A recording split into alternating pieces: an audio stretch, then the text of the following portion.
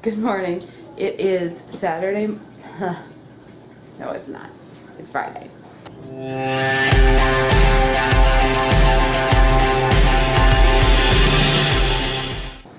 Good morning. It is Friday morning. It is really gross outside. That makes it just really hard to wake up. And I'm trying to just pretend like I'm super duper awake. Maybe tricking myself into being super duper awake. So I've got coffee going. It's about 7 in the morning. We've got kind of a busy day planned, and I'm going to do things backwards today just because we have things planned that have to come first. So I've got a meeting here that I have to leave for in about an hour and a half that I'm taking the kids with. Wish me luck. I'm a little bit nervous about it. And then we've got to run and do some errands, run to the library, come back for nap time, and I don't know if I'm going to fit in my workout at nap time or later tonight. So we'll see when it fits in, and it will just get done when it gets done. Right now I'm going to have a banana because I'm a little bit hungry, and then I'm going to try to scrounge up something for breakfast. We don't have much in the house, so wish me luck. So here's what we're going to have before we head off to the meeting. I'm just going to drink some broth and have a little bit of vegetables. I'm sharing these with the kids. They've got some hummus for it too. And then I'm bringing along some coconut milk because this meeting is at a coffee shop at Collectivo, and they don't have coconut milk to my knowledge. So I'm just bringing a little bit of this to put in my coffee so that I can have some coffee without dairy or nuts. Also at the coffee shop, I plan on getting a smoothie called the Green Hornet, and it's got like apples and kale in it and stuff. So I'll try to put down a list of what is all in that smoothie for you later. So we finished our meeting. We went to Collectivo. There I had a large mocha with coconut milk instead of dairy. So that was really good. It was a little bit more sugar than I wanted to have, but it was still really good. Now I am getting ready for lunch. The kids are just kind of eating vegetables. They ate a lot at Collectivo, so they're going to have some vegetables and some chicken, and then I'm going to wait. I'm going to eat lunch in a little bit. I'm going to bake some chicken first. I'm going to bake like 4 breasts and cut them up for salads throughout the weekend so that it's just done. I don't have to worry about it. But I wanted to show you how I'm going to bake it. I'm making it with some of this pork fat that I rendered. The sausages that we made with my in-laws a couple weeks ago, they gave me a whole bunch of pork fat, and I just rendered it. This is what it looks like. You just put it in a cast iron skillet and you cook it for a long time, and then every once in a while you stir it, and then every once in a while you pour off the fat and you pour it into a container. You strain it and pour it into a container like this, and it just makes like this. It looks like lard, and you can use it as cooking fat.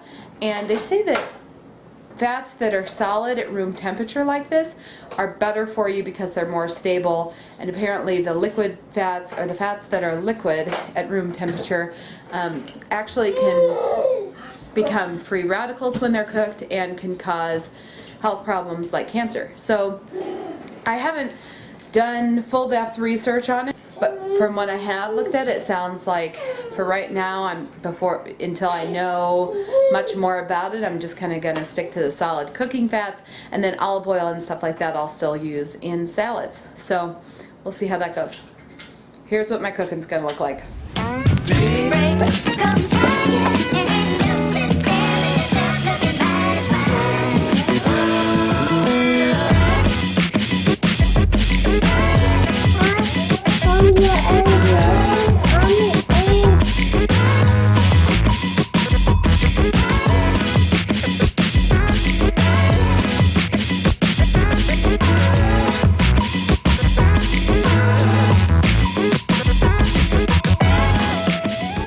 Okay guys, so I hope you can see this.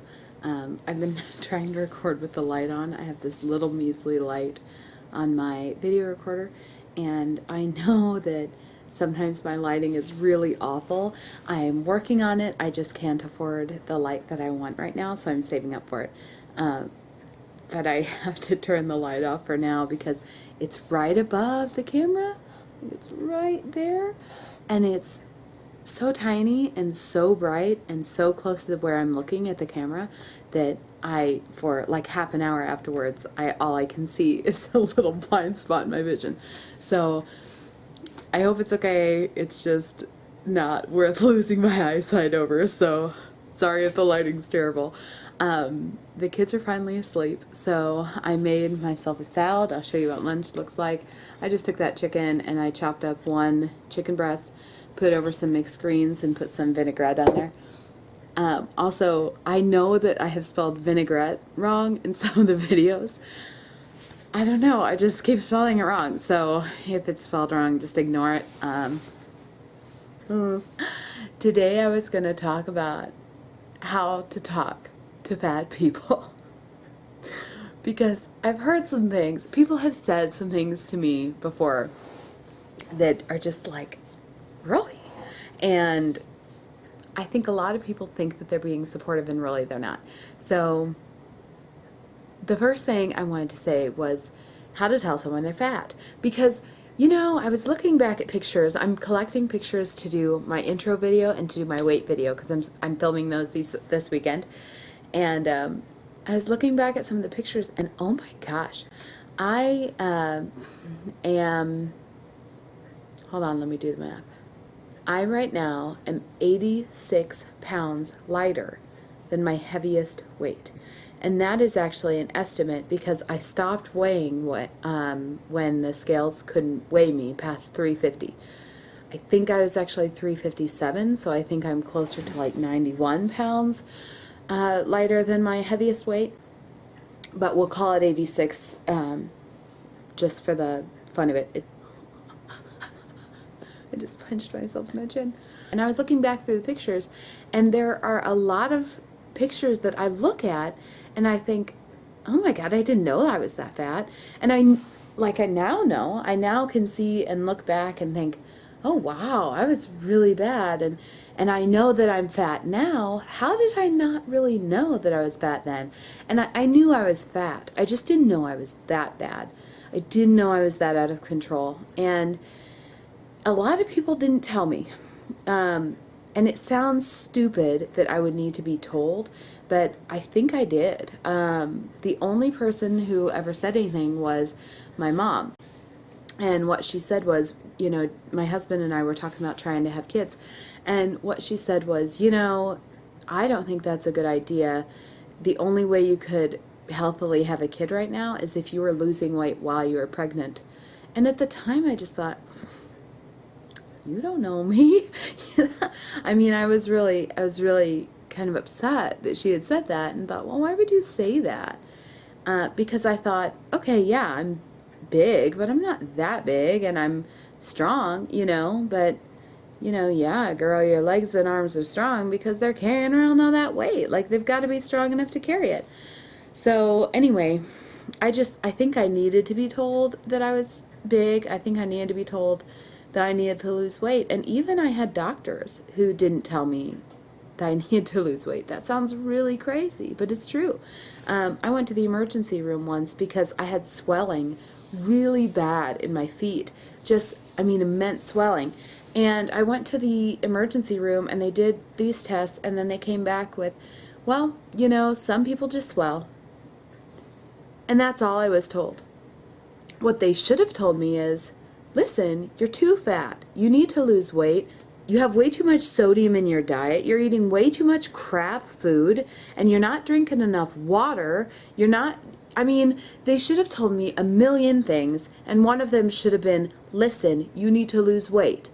And one of them also should have been, look, swelling and edema in your legs could be a serious sign of heart disease.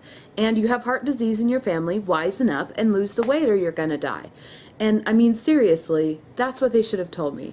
And instead I just kind of got, well, some people just swell. And, you know, that's negligence on the doctor's part. And I realize that it's not other people's job to tell me that I'm big, but if you see somebody that's out of control and doesn't know that they're out of control, say something. So I was thinking today that we should talk about how to tell somebody they're fat. What I'm talking about is when you want to sit down and seriously have a discussion with somebody about their health. So the first thing that you want to do is express your concern in a loving way. And you don't have to tell them, hey, look, you're fat, because they're not going to listen to that. That's not a loving way to say anything. What you want to address is that, hey, look, I think that you might be making some unhealthy choices and I'm worried about your health. The second thing is to offer reasonable suggestions. You might suggest, hey, have you thought about doing a portion plate? And then doing that in front of them. So if you really think that they need to be using portion sizing, talk about a portion plate, and then whenever you eat in front of that person or eat with that person, demonstrate the use of a portion plate through what you're eating, because that person's not going to listen to what you're saying as far as, hey, you need to eat healthier, if you're still eating poorly in front of them.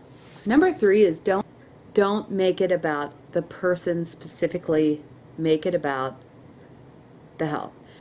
There's a way to bring up the subject without giving the impression that this person is a bad person because they are overweight. It's not a moral failing to be fat. There are people out there who don't know that they're making bad decisions, and you can bring it up in a way that's loving and that isn't a judgment on them. Number 4 is offer your help or admit that you need help also. So what I mean by this is I've had, like my mom approached me one time and said, well, this is your problem. You need to eat like this. We're all going to eat this, but you need to eat this.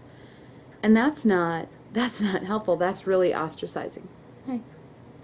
So give them help. I mean, if you're approaching someone because you're concerned about their health, don't just say, hey, listen, you should have an apple, and eat some chips in front of them. Eat the apple with this person. Or maybe even say, hey, look, I've noticed that you're struggling with your weight. I am too. Can we work together? Even if you're not struggling with your weight, if you say, hey, I need a workout buddy. Can we be workout buddies together? That will help encourage that person without making them feel like a failure. Another thing you can do is just kind of, when you're around that person or at family meals, make sure that you're preparing healthy food. And make sure that you're sharing recipes that are good, nutritious recipes. I encourage you, it may be an awkward conversation, but really it could change somebody's life. So just be sure to do it all in love. I'm gonna go eat my salad now.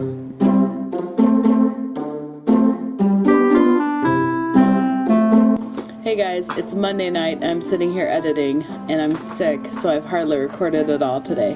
So what I'm gonna do is I'm gonna take Friday's long-winded vlog and I'm gonna break it up. You're gonna get half of it today on Monday, you'll get the other half on Wednesday with today's vlog, which was really suckety because I only recorded for a few minutes to tell you that I was sick. So tune in on Wednesday, you'll get the other half of this vlog, in which you'll get to find out what made me make these faces. Have a good Monday.